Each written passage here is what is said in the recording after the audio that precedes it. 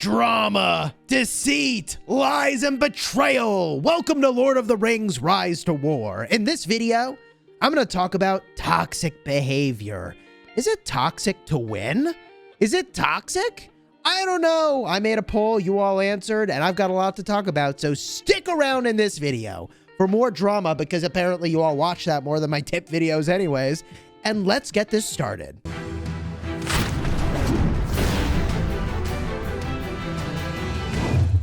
Hello, my friends, and welcome back. I'm Chisgule Gaming, and in this Lord of the Rings Rise to War video, we're talking about drama, baby, because honestly, you all watch my drama videos more than any of my other videos, so what the heck?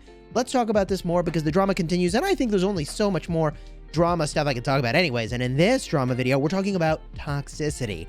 But, is it toxic to win? Is it toxic to win? Because, man, let me tell you, the amount of hate I am getting in DMs right now that we are being toxic for winning is crazy. And we haven't even won. Season's not over, man. Right now, what you're looking at, by the way, just as a follow-up to a previous video, is the ring. And the ring is being held by Mordor.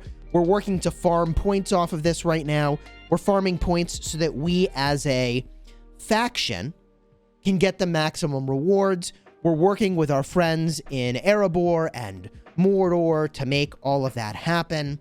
And a big thank you go out to them for helping make this possible. Meanwhile, somehow people within our own faction either don't understand or are definitely purposely being hyper-toxic and trying to diminish our own faction's rewards by making it so that they take the ring back before we actually have everybody have a chance to get points. Because I didn't realize this, but there's 2 tiers of rewards in occupying the ring, okay? And there's a couple things we got to talk about there. One is there is a leaderboard for your faction, sick rewards there. But also every individual needs to actually smack that ring to get all of the tiered rewards, which is what we talked about in my other video, card will be up in the top, about being worth about $9 a person worth of in-game stuff, basically for free, which is cool. And we've been able to award all of that. I say we've been able to award. That's not at all a correct characterization, but in working with our partners in Mordor and Erebor, everybody gets to share in these free rewards, which I think is fantastic.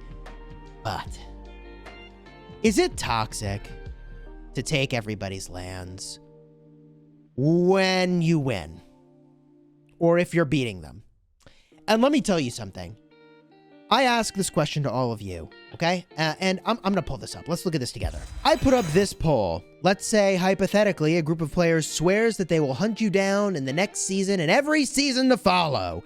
Is it toxic to 100% eliminate them from the map in the current season? Now, the answer, according to you all, was 18% said, yeah, bro, that's toxic. What are you doing? And 82% said, no, protect yourself, save yourself from a future enemy. And I'll make sure that a screenshot of that result flashes up on the screen. But let's look at the comments, because I thought these were pretty interesting.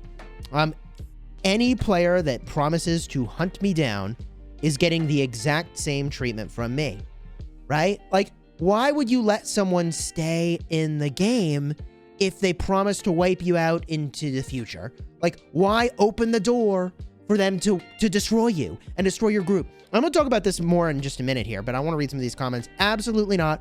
Wipe them from the map, stomp them out, and any rebuild attempts make them want to quit. I mean, like, it's a war game. Right? Honestly, it sounds like no one in the server wants a giant superpower, and it would suck to separate, but I think if you agreed to split your group and send a fellowship to a bunch of different factions, it might create some form of peace. Yeah, that makes sense. Let me just destroy my community in order to make sure everybody else who's not a part of my community and who's been nasty to me is okay and happy? Like, I don't get it. We aren't going to curb stomp you. Well, oh, that's nice to hear. And in fact, going to make it interesting and diverse. I mean, I appreciate the concern against a group forming that's so strong that they overpower the server, but, like, it doesn't make sense to destroy your own community for the sake of people who threaten your community, right? And let's see, you punish an entire faction over the words of a few individuals. That's just wrong. It's not like every single player in the faction said that. The thing is that there's like a whole group actively scheming to do this now. It's like actively scheming toward that future state of we will hunt you forever. So like as I hear what you're saying, but if it's true that we're being hunted forever, like let's just pump the brakes a little bit and like, come on, we gotta protect ourselves, right? All's fair in love and war. I think it's toxic to whine like a child on YouTube about a game. Let's go, Pog! I am whining like a child, apparently. I love comments on this. I should read comments more often. This is getting really fun. If you want to be petty, just be. That being said, it inscribes itself in the logic of the people being kids in this game. Feels like 90% of those playing are immature. Okay, I'm not gonna read that entirely out loud. Chisgule, I do not know your server and its history, but see if you can extend an olive branch. Okay, extend an olive branch. I got you. I know what you were trying to say. Even if you don't believe in it, I mean, look, it's not like I don't mess up. I say like, I can't get faction and fellowship straight. I probably already messed it up in this video, so whatever. And I do not think anyone wants to be hunted down, as that will kill everybody found in the game. If there's a possibility to clear the air and just go separate ways, then I would do a lot of effort for that. If you decide to go on a full offensive right now against this group of players, then the possibility to cease hostilities may never come again. You don't have to like or respect people, but it would be in everyone's benefit to see if you can find some middle ground. Right, if you don't think we've been trying to find middle ground. To one another, again, I hope you can work it out. I literally said, I don't pull up conversations because I don't think it's appropriate to like pull up my conversations with people, but I said to the leader of Rohan, I was like, hey, like I would much rather make friends than enemies.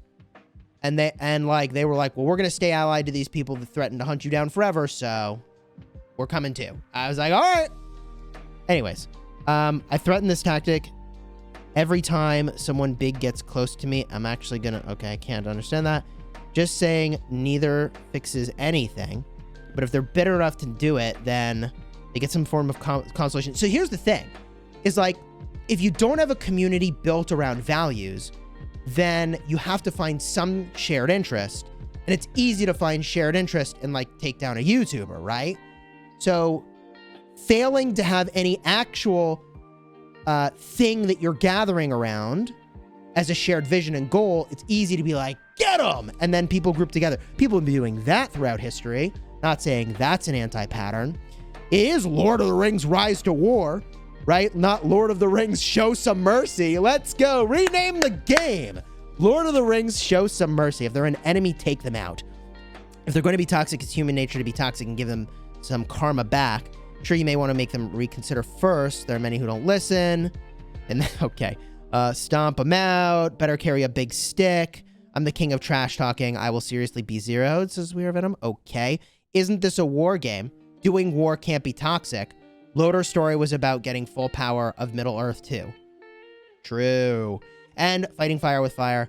Annoying, but don't fuel it or you are the fire. Ooh, we're the fire, baby. Let me jump back in game real quick, okay? So what the heck is this video all about? It's about whether or not you give people their land back and at what point you do it.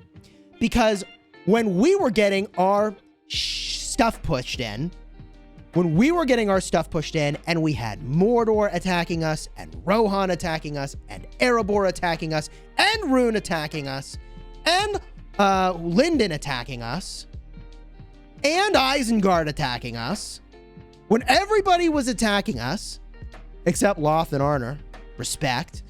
Respect to everybody, really. But like, when we were getting attacked by all these people, the narrative was not like, don't worry, guys, we're going to all team up on you and then give you your land back.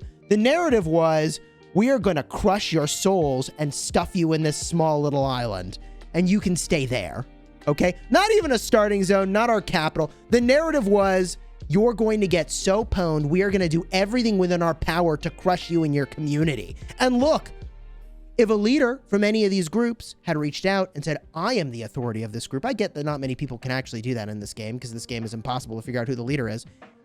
But if somebody had come along and said, hey, I am the leader, we don't actually feel this way. I'm going to tell them to stop saying that, but I can't control them. That would be different. But to come to us now and be like, whoa, just kidding, guys, is like, I appreciate your saying that. Okay, I appreciate that. I appreciate you. Thank you. Thank you for saying that. And I don't think we can let you have territory back yet. Especially because the narrative is still, last I heard, And it's funny. I'm gonna talk about spies in another video. It's funny because like we have all these people feeding us information, and like we have not asked anybody, I think, to spy for us. It's just people just like, they're just happy to tell us all this stuff about what's going on. And like the last I had heard, and I'm now a couple days out of touch, so you know things change fast, was that groups were going to specifically hunt us down into future seasons. And so like I don't think we can give any of those people or the people who ally them lands at the end of the season, right? Like I don't think that makes any sense to arm the enemy. I don't think that makes any sense to open the door to be like, hey, come on back in and beat us at the end of the season, because this is not over, man. We got like 3 weeks. And by the way, Chisgule the hero is here. Never fear. I'm being tongue-in-cheek when I say that, okay? But you want to know how to fix Lord of the Rings Rise to War? Do you want to know how to fix the game and make all of this go away as a problem? Let me tell you how you fix this problem. The way you fix this problem is you fix these chapters that don't make sense to me personally in terms of their ordering, because I guess I have this at the very end, actually. Occupy any 3 factions capitals. But guys, the season is like a month long still. Like, why are you making me occupy somebody's capitals when the season is only, like, I still have 3+ weeks of season left? Like, why are we doing that? So here's what how you save Lord of the Rings Rise to War. Let me just tell it to you, okay? This is just one thing. Maybe I'll make a whole video about this too.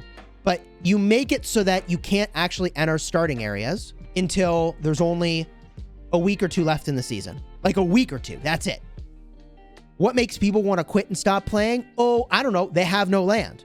Well, why does this game, by design, make it so you can get your faction completely raffle stomped and have no land and crush your willingness to play the game and desire to play the game? It doesn't make any sense.